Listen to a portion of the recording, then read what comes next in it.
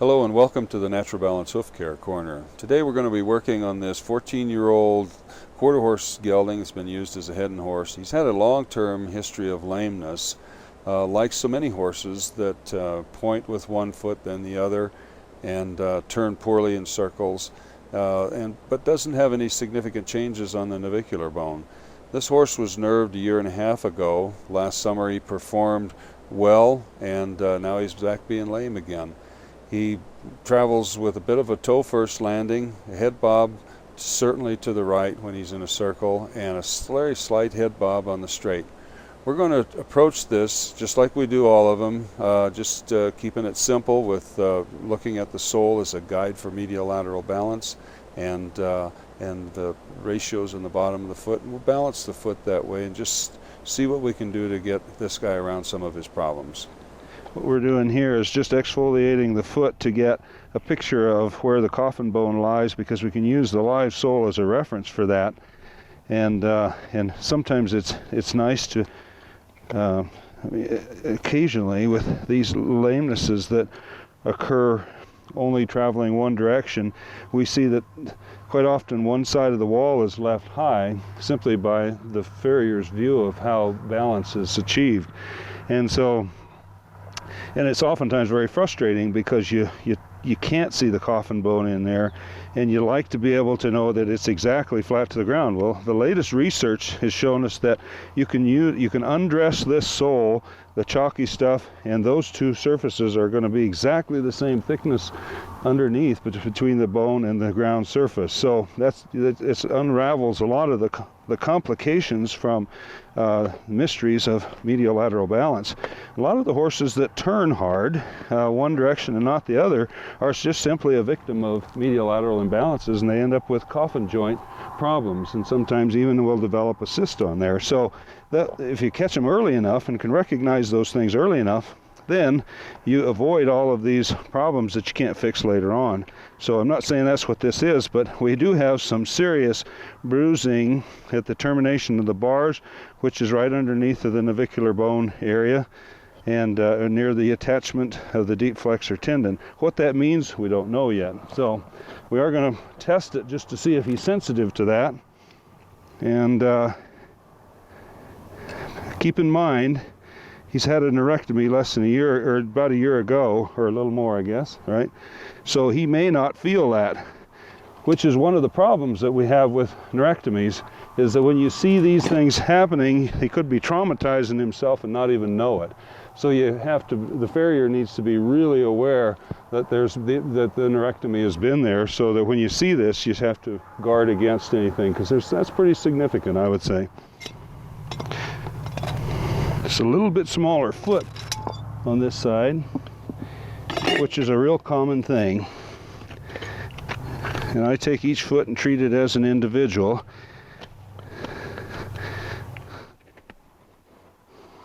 Okay. Now you start to see some things. See how much more gap there is on this side of the foot. This whole corner right here is different than the other side. It's actually closer to the coffin bone here than it is on this diagonal corner. So this foot has actually got probably a quarter of an inch of extra height on this side that it doesn't have over here on a diagonal plane. You can see these 2 points right here, and it needs to be lower from this spot right here all the way through there. That would give you the proper medial lateral balance that you have. And I'm not being critical. I've done this so many times myself that it's a real common problem. And I think of all the horses that I've done up in the Springs, and I've done a lot of these hunters and jumpers, and they've all had chronic long-term lamenesses, sometimes 2 and 3 years, that they just couldn't quite get fixed. And I fixed them the first time by just doing simply just medial lateral balance.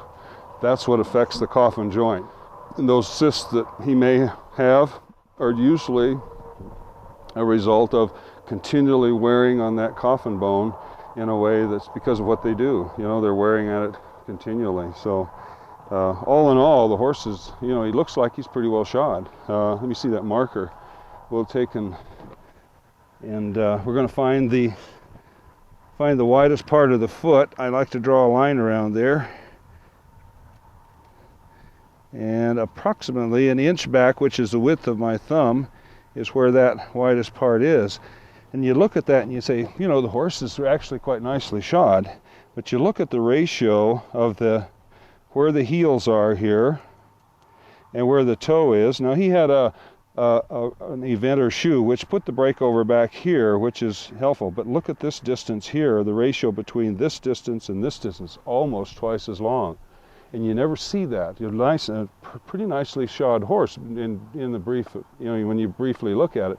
When you look at it from the bottom, you can see that this is a greater distance than it is here. And basically, these two distances from the widest part of the foot should be equal. There should be just as much here as there is here. And that's the only thing we're going to do is change those ratios. Get a little frog support, because this frog doesn't look like it's been used very much, obviously. And I think a lot of us farriers try to maintain good pastern alignment, which is a good idea. But unfortunately, taking the heels off of the ground, out of reach of the frog, is oftentimes not the best thing to do. But you have to raise the heel in order to do that, which gets to be rather complicated. But all the time it's a matter of just bringing the toe back into perspective, and the heel will then proliferate and become a more functional part of the foot. Keeping the heel trimmed so that it, because of the direction that it grows in this direction here, trimming it back will increase the length of this distance to here. And that's what we're going to try to do. It'll also help engage the frog. The other part of the formula is to bring this back into perspective relative to the P3. Now, the coffin bone, the tip of the bone is roughly an inch forward of the tip of the frog. So my guess is that P3 is right about there. So we're going to put the breakover about in this region, we think, depending on what we find on the x-rays, and that's going to give us an even better opportunity to balance out these ratios. Just simply doing that oftentimes gets these horses that are in trouble out of trouble. So we're going to take some films and see where we're at. That's all the time we have for this week. Please join us next week as we finish up the hoof preparation on this horse. If you have any questions, please don't hesitate to call or visit nbhoofcare.com.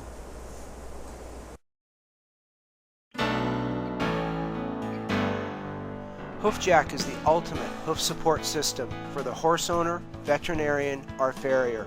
The horse owner will be surprised how comfortable it can be for you and your horse during all aspects of hoof maintenance, whether it be cleaning feet, installing and removing studs, or applying hoof polish or dressings. The veterinarian's job is made easier when pulling shoes, lameness evaluations, bandaging, and minor surgeries. Add an available pole extension for dentals and facial surgeries. The professional farrier and trimmer will find the HoofJack a back saver for all trimming and shoeing tasks on the front as well as the hind feet. Please contact Equine Innovations today to have comfort for your horse and ease for your body. For thoroughbreds, winning isn't everything, it is the only thing. For over a half-century, racing legends have chosen thoroughbred racing plates.